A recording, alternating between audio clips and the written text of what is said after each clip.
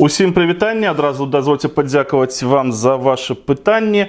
Сёння яны будуць вызначаць структуру нашай сённяшняй лекцыі. Гэта наступнае пытанне. Александр Самонов спытаў, як доўга быў пад ВКЛ Брянск, і кажуць, што ў іх была свая Дзебрянская Русь. Разберем гэта сёння. Наталья Ветрова задала пытанне, а ці былі у ВКЛ караблі? Былі не толькі караблі, былі і марскія баталіі, былі свае піраты і калоніі. Пра гэта сёння паговорым. І 715 ВВП такі карыстальнік папрасіў расказаць пра магдебургскае права. Вось такая сёння у нас будзе структура лекцыі. Пачнем мы з першага пытання, пытання Александра Самонова. А як доўга быў пад ВКЛ Брянск? Я калісьці, кажа, аўтар пытання, заходзіў на сайт Дзебрянская Русь. Яны помняць і ганарацца гэтым.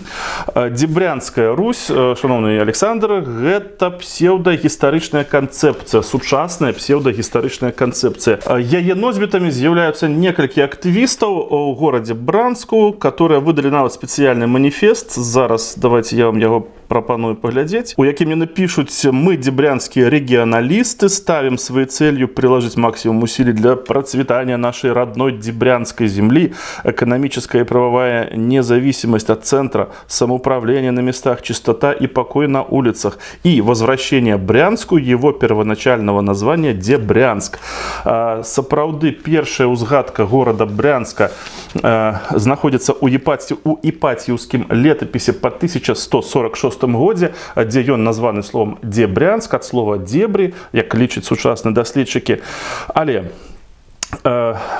вот эта характеристика Дзебрянская Русь, это сучасная, як я уже сказал ранее, сучасная концепция, яна не сустракаецца ў гістарычных крыніцах. Гэтая земля, дзе зараз размяшчаецца Бряншчына, як і вялікая колькасць тэрыторыі вакол, яна уваходзіла ў склад Севершчыны. Севершчына гэта асобны рэгіён.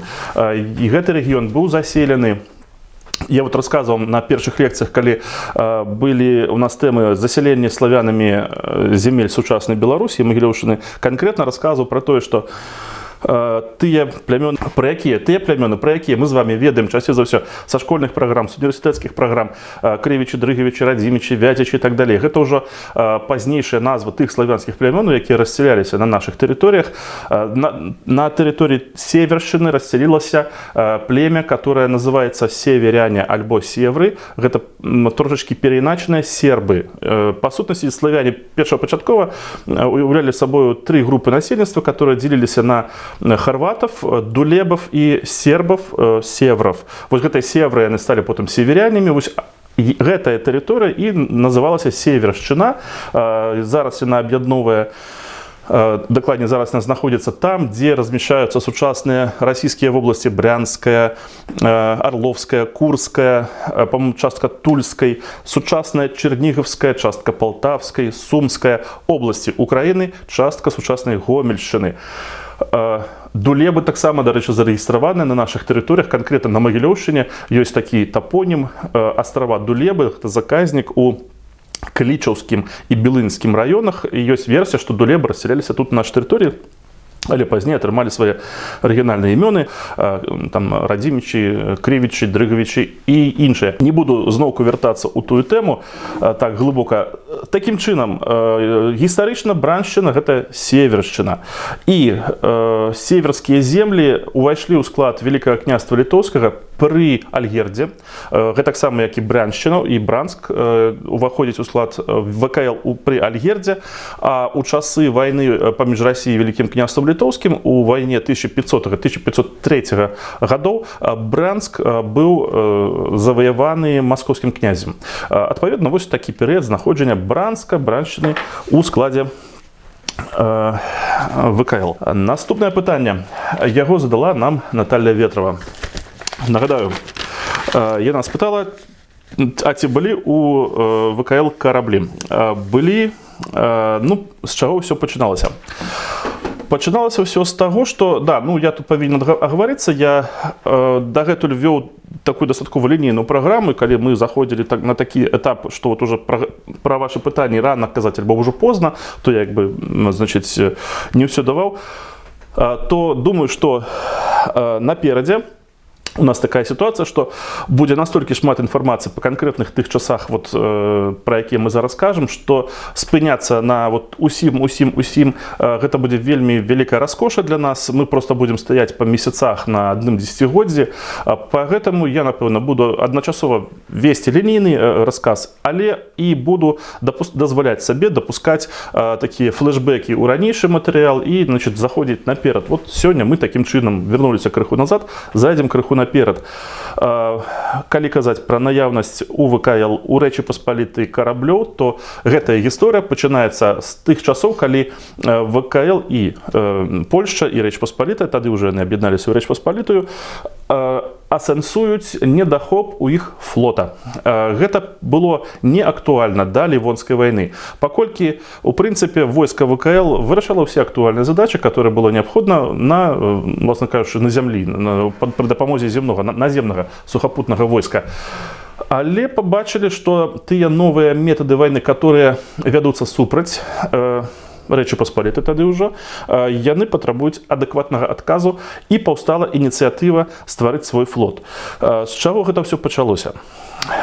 Іван III, яшчэ у бацька Івана Грознага, дзед Івана Грознага, яшчэ ў 1492 годзе заснаваў такі горад, который называўся, і зараз яшчэ называецца, Іванград. Вось ён знаходзіцца, ну, вось тут, я вам паказваю зараз горад Нарва, вось чырвоны гэтай пазнакай ён у нас свеціцца на мапе. Горад Нарва – гэта эстонскі горад сучасны. Тады гэты горад Нарва, значит, уваходзіў у склад Ливоніі, а насупраць цераз раку ад Нарвы вот Іван III заснаваў горад Іванград як процівагу Ливоніі і магчымым далей шведам, як крепасць, которая павінна была, ну, па сутнасці, альбо быць плацдармам для ўварвання вось на гэту тэрыторыю, альбо, значит, стрымліваць ўварванне на тэрыторыю Масковіі. Дык вось, заснаваны Іванград, ён стаў такім своеасаблівым пробным каменьчыкам выйсці ў Балтыйскае мора. Ужо Іван IV у пачатку Ливонскай вайны у 1558 годзе захопіць горад Нарву, і тут пачне рэалізоўваць канцэпцыю вось такога паступовага ўваходжання ў балтыйскі арэал, у Балтыйскае мора. Гэтая спроба Івана Грознага, яна была рашуча, значит, сустрэтая мясцовымі лідарамі на гэтай арэне. І Швецыя, і Данія, і Ливонія, і падпарадкаванне на Польшчы, Прусія, Рэчы Паспалітай ўжо цяпер Прусія. Практычна ўсе ігракі на гэтай вось рэгіёне, у гэтым рэгіёне, ну, адпаведна, Рэч Паспалітай былі супраць узвышэння Масковіі вось тут, у якасці марской дзяржавы. І яны сталі трымаць эмбарга на пастаўку Расіі, у першую чаргу, тавараў ваеннага прызначэння. Гэта не падабалася Івану Грознаму, і ён стаў, да, ну і таксама Рэч Паспалітая, яна стала прымяняць такую тактыку, яны сталі наймаць каперов. Каперы гэта, ну, можна сказаць, піраты, але гэта піраты, которым дадзена права піратстваваць. Гэта піраты, которым выдаваліся спецыяльныя дакументы, грамата, значит, па якой чалавек меў поўнае права затрымліваць караблі суда непрыяцеля, рабаваць іх, канфіскоўваць тавар, значит, браць у людзей у палон, прадаваць іх потым у рабства, забіраць гэтыя караблі. Вось такое каперства, оно практыкавалася так яшчэ асцярожна супраць судоў, которымі карыстаецца маскоўская дзяржава. Яна ўжо пачынае паціху гандляваць у Балтыйскім моры. Вось гэтыя караблі, якія выходзяць з Нарвы, выходзяць з Іванграда, яны, значит, каперамі канфіскуюцца. У адказ на гэта Іван IV робіць такі крок. Ён бярэ сабе на службу датчаніна па імені Карстен Роде, с которым ён заключае дамову. Значит, што Карстен Роде будзе цяпер рабаваць караблі непрыяцеля Масковіі, гэта значит караблі і Рэчы Паспалітай, і ўсіх астатніх ігракоў, которых я назваў недавно. Карстен Роде павінен будзе вяртаць у Масковію кожны трэці захоплены карабель, одну лепшую гармату з двух іншых, плюс 10% товара у казну. Таксама Карстен Роде атрымаў грошы на пакупку карабля Пінка. Пінк – гэта такі вот фармат, такий вид корабля, такая разновидность. Одномачтовое судно, вот не то, что по центру вы бачите, а вот гэты вот кораблик Пінк, які быў узброены, і Карстен Роде, значит, пайшоў рабаваць флатыліі гандлёвых судоў у Балтыйскім моры. Зона яго актыўнасці была надзвычай шырокая. Зараз я вам яе пакажу. Вось такой была зона яго актыўнасці. На працягу года ён абрабаваў безліч судоў, узяў іх у палон, многія. Яго флатылія у выніку вось такіх, значит, адабранняў вырасла до 22 караблёў, але ў нейкі момант яго паслугі былі ўжо не запатрабаваны. Дарэчы, ён нічым не падзяліўся з маскоўскай дзяржавай. Ён, ну, як бы ні караблі, ні гарматы, ні тавары туды так і не давёз, а быў арыштаваны Даніяй і потым усё сваё жыццё пражыве ў палоне ў Даніі, пакуль ён будзе яшчэ вядомы ў крыніцах. Дык вось, гэтая актыўнасць Карстена Роде прывяла Жыгімонта Аўгуста, который на той момант ужо аднаасобна кіраваў дзяржавай, прывяла да ідэі стварыць свой уласны флот для Рэчы Паспалітай. Жыгімонт Аўгуст моцна апекаваўся гэтай ідэяй. Ён вырашыў, што такі флот павінен будзе супрацьстаяць тым выклікам, которые зараз, як бы, нарастаюць вось у гэтым рэгіёне. Ён бачыць узвышэнне Швецыі, которая цяпер ужо выступае ў якасці наступнага праціўніка для Рэчы Паспалітай. Ён бачыць, што, значит, ад такой вот каперскай дзейнасці таксама трэба абараняцца, і ён вырашае заснаваць свой новы флот у Эльблонге. Вось гэты горад на тэрыторыі сучаснай паўночнай Польшчы, на рацэ, якая так і называецца Эльблонг, непадалёку ад, ну, сучаснага Калінінграда, непадалёку ад Гданьска. Вось тут у нас Гданьск.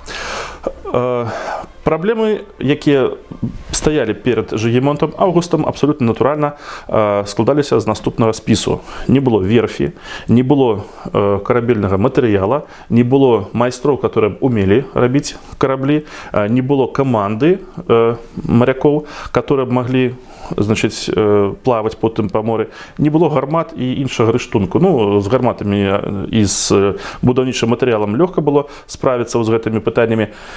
Для того, каб заснаваць верф, былі запрошаныя замежныя спецыялісты з Італіі, і таксама вырашылі скарыстацца вопытам карабелаў Гданьска, которые даволі актыўна ўжо выкарыстоўваюць свае навыкі у будаўніцтве, але гандлёвых судоў. Вось такіх менавіта і мэта накіравана ваенных судоў яшчэ не ўмелі масава вырабляць у гэты час на тэрыторыі вось гэтага рэгіёна. Былі запрошаныя два карабела Домінік Сабіонцел і Джакома Сальвадоре. Верф у горадзе Эльблонг налічвала ад 30 до 50 чалавек працаўнікоў, якія заклалі першы карабель у флоце Рэчы Паспалітай. Гэта быў галеон. Галеон – гэта шматпалубнае судна, гандлёва-ваенная. Вось па сутнасці, калі мы бачым з вами фільмы пра піратаў Карыбскага моря, то мы бачым вось такія караблі шматпалубныя. Тут у ніжніх палубах можна захоўваць тавар, значит, частка палуб выкарыстоўвалася для того, каб размясціць артылерыю. Гэты галеон называўся Смок, ну, дракон. Дарэчы, наперадзе вось яго на носе была фігура дракона. З яго вось гэтага галеона, гэта знакаміты, славуты карабель. Зараз можна купляць, дарэчы, у Польшы вельмі папулярнай з'яўляецца мадэлі вот гэтага карабля, іх можна заказваць па інтэрнету. Адначасова з галеонам Смок былі закладзеныя яшчэ два невялікія караблі. Гэта фрегат, аднамачтавы фрегат і ботик. Фрегат у дадзеным выпадку гэта было аднамачтавае судна з палубай і з артылерыяй, а ботик это была вялікая лодка, ну, прыстасаваная пад военные нужды, военные патрэбы. Гэтыя усе караблі амаль што былі завершаныя пры жыцці Жыгімонта Аўгуста. У 1572 годзе справаздачу далі карабелы, што яны практычна ўжо прыгатавалі, закончылі карабель. Сам ён быў спушчаны на ваду ўжо ў 1571 годзе.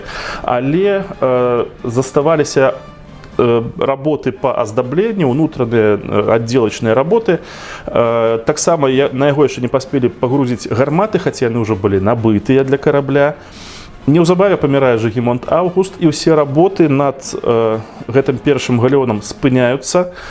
Пазней, у 1577 годзе на Эльблонг нападзе Гданьск. Гэта будзе такая спецыфічная сітуацыя, калі Гданьск, падпарадкаваны васальна залежна ад Рэчы Паспалітай, нападае на порт Рэчы Паспалітай ва ўмовах, калі да ўлады ў Рэчы Паспалітай прыходзіць новы кароль Стэфан Баторый. Стэфан Баторый перанакіроўвае усе потокі збожжа з порта Гданьска ў порт Эльблонг. Наступае перыяд узброенага канфлікту паміж Гданьскам і Рэччу Паспалітай. Гданьск нападае на Эльблонг, каб пазбавіцца канкурэнта. Ёсць версіі, што смог быў спалены, але даследчыкі некаторыя абвяргаюць гэтую версію, кажуць, што яго паспелі, яму зрэзалі мачты, яго паспелі па рацэ адправіць вышэй па рацэ Эльблонг, значыць, з месца, дзе адбываліся ваенныя дзеянні. Пазней ён быў наогул разабраны. Іншыя караблі, которымі валодалі эльблонгцы ў гэты час, гандлёвыя, ваенныя, тыя два невялікія караблі, яны былі захопленыя гданьцамі і патопленыя ў русле ракі Эльблонг для того, каб спыніць судаходства. На іх пагрузілі каменне, яны патанулі і спынілі судаходства па гэтай рацэ. І больш пазней горад Эльблонг не будзе спрабаваць неяк аднавіць вось гэтую ідэю верфі Рэчы Паспалітай. Але Рэчы Паспалітай усё роўна патрабуецца зараз флот, захады прымяняюцца новыя. Пазней Рэч Паспалітая будзе купляць караблі, будзе спрабаваць іх будаваць, будзе выкарыстоўваць тых же самых капераў. Вядома, што падчас вайны паміж Рэччу Паспалітай і Швецыяй войскі Рэчы Паспалітай нярэдка будуць захопліваць караблі Швецыі. Ян Карль Хаткевіч у пачатку 17 стагоддзя прадстаўнік шклоўскай галіны рода Хаткевічаў. Граф на Шклове, граф на Быхаве і Новай Мышы. Чалавек, у войска якога ўваходзілі выхадцы непасрэдна з нашых земель, іх уладанні гэтай лініі рода знаходзіліся на Магілёўшчыне. Граміць шведаў, у бітве пад Кірхгольмам, але таксама ён захоплівае некалькі шведскіх суднаў і разбівае шведскую невялікую флатылію у сражэнні каля порта Саліс, каля Рыгі ў 1609 годзе. У 1627 годзе флот Рэчы Паспалітай, который налічвае ўжо каля 20 суднаў, здолее перамагчы флот Швецыі у бітве пры Аліве. Нават два карабля шведаў будуць спаленыя ў гэтым сутыкненні. Гэта, напэўна, самая вялікая і знакамітая перамога на моры Рэчы Паспалітай. Але трэба ўсё ж такі аддаваць сабе справаздачу ў тым, што флот Рэчы Паспалітай гэта і ў 17 стагоддзі гэта ўсё ж такі адсталая такая з'ява у параўнанні з тымі флацілямі, которымі авалодваюць у гэты ж самы час іншыя еўрапейскія дзяржавы. У Рэчы Паспалітай ўсё яшчэ вось такія галеоны. Іншыя дзяржавы ўжо будуюць нашмат больш буйныя караблі, которые маглі ўтрымліваць па 60, па 150 гармат, размешчаных на некалькіх палубах, шмат'ярусна. Гэтыя караблі еўрапейскіх канкурентаў ўжо выстрайваюцца ў лініі, адсюль будзе, значыць, паходзіць назва лінейны карабель. У лінію яны выстрайваюцца падчас марской бітвы. Усяго гэтага ў Рэчы Паспалітай не было, але Рэч Паспалітая вырашыла скарыстацца поспехамі свайго васала. У Рэчы Паспалітай, у Великае княства Літоўскага і ў Польшчы быў адзін вассал з часоў яшчэ сутыкнення ў Лівоніі. Гэта герцагства Курлянскае. У герцагстве Курлянскім у 1640-х, у 1670-х годах кіруе герцаг Якоб фон Кетлер, который будзе ажыццяўляць проект каланіяльнай імперыі. Гэта будзе канкрэтна праект вассала Рэчы Паспалітай. Адпаведна, адсюль мы можам з гонарам казаць пра нейкія элементы каланіяльнай палітыкі, таксама і Рэчы Паспалітай. Дарэчы, вось памяць пра гэту каланіяльную палітыку, яна потым цікава спрацуе у Польшчы у міжваенны перыяд паміж Першай і Другой сусветнымі войнамі. Польшча, Рэч Паспалітая друга, паспрабуе зноўку стаць каланіяльнай дзяржавай і нават зробіць захады для таго, каб выкупіць у Францыі востраў Мадагаскар. Ужо будзе і дамоўленасць на гэта, але штосьці не атрымаецца. Ну, пра гэта ўсё, в прынцыпе, напэўна, пазней яшчэ будзе момант пагаварыць больш падрабязна, магчыма, пра некаторыя элементы вось такіх авантур. Пакуль што ўсё вот па гэтым пытанні, і мы працягваем лекцыю. Наступнае пытанне. Так, ну і апошняе пытанне на сёння. 715 ВВП, карыстальнік з такім нікам задаваў пытанне. Раскажыце, калі ласка, пра магдыбургскае права, хто выдаваў, як атрымлівалі, адкуль такая тэндэнцыя ўзялася, у чым інтарэс дзяржавы да выдачы магдыбургскага права.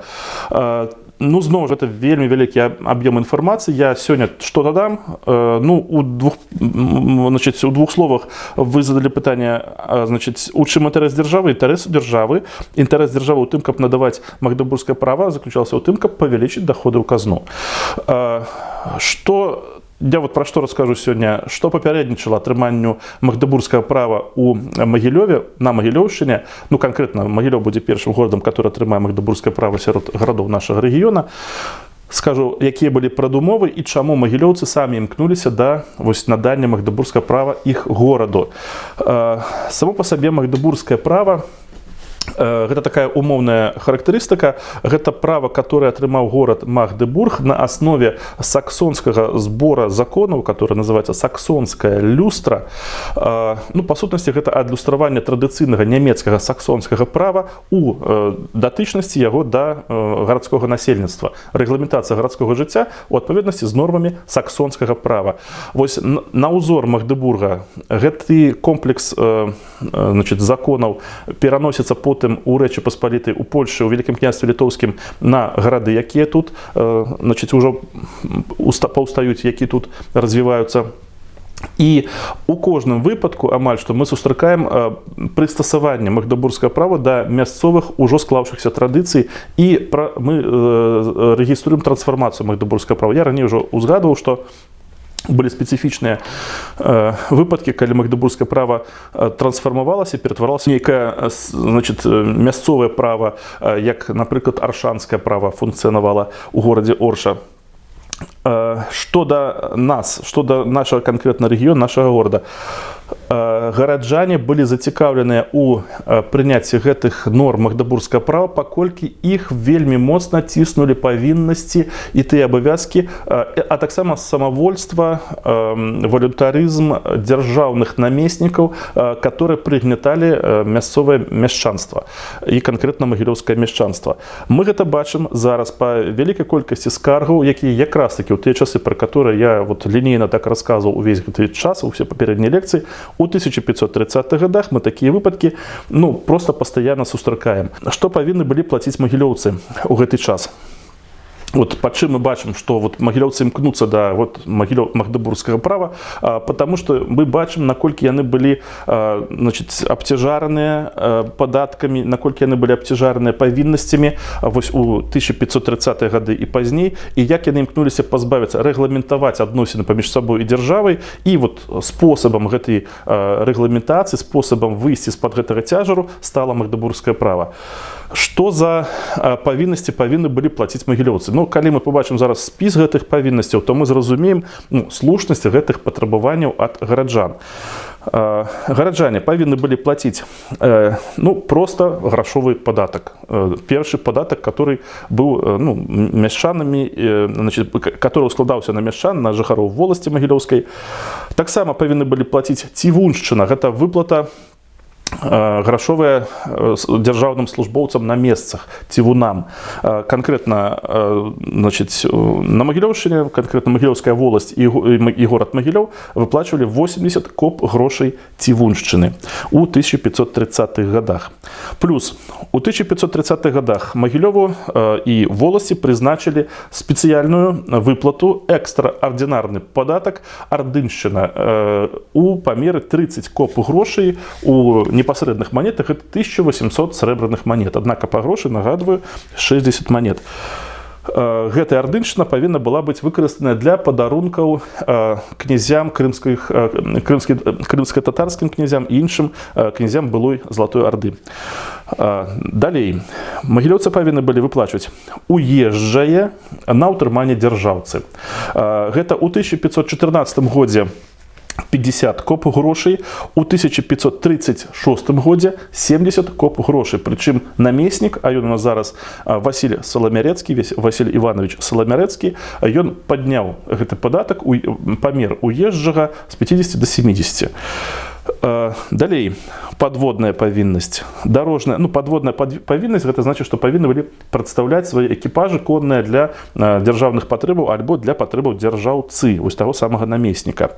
Дорожная павіннасць — рамантаваць дарогі, значит, будаваць дарогі. Мостовая — будаваць мосты, рамантаваць мосты. Замкавая — рамантаваць замкі, павялічваць колькасць, значит, умацаванняў.